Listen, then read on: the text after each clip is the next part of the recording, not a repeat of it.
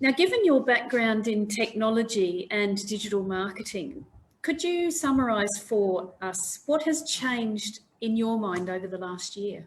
COVID has really accelerated digitization and technology adoption in the region by 5 to 10 years. And so I think there's just been a lot of changes with regards to that. So whether you're talking about teams working remotely, companies adopting technology, whether it's CRMs and all of those different communication technologies, marketing as well, just to be able to adapt in a completely new world. It was almost overnight. You suddenly had to respond to these different changes.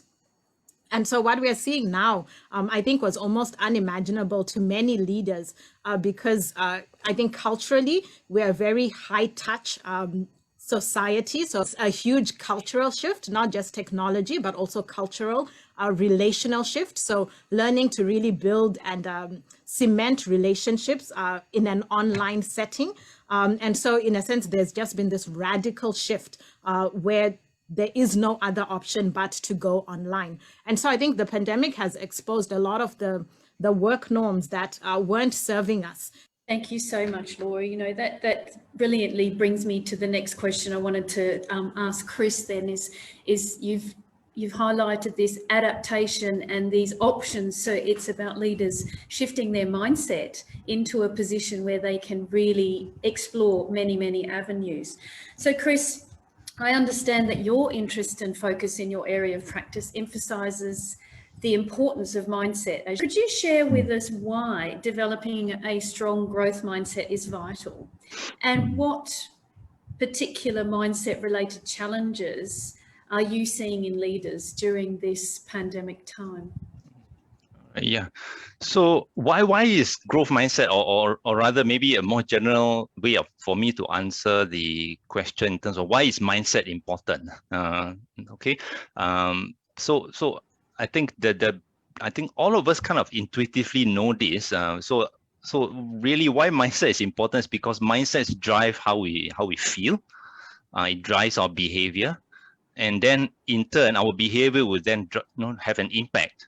So really, that's why mindset is important, because if we are able to gain awareness of how we think, our mindset, right, especially the mindset that makes us ineffective, then we can do something about it and change that so that we become better leaders, right? So it has to start with the awareness part of it. So thank you so much for that, Chris. And you know, that really taps into that firefighting, and I think there's been a lot of leaders tapping into what you said, Laura, and then leading into what you said as well, Chris. It's this, so many people are frightened of change.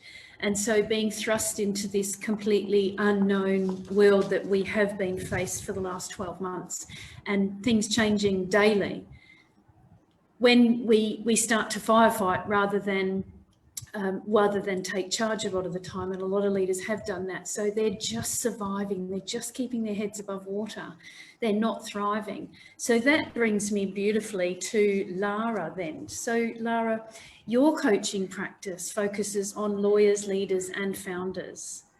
So what can you tell us from your experience about observations of leaders who are surviving rather than thriving in this pandemic time? Yes, so as you know, everyone else on the panel has talked about, it's a lot about mindset and action. So survival mode compared to thriving mode.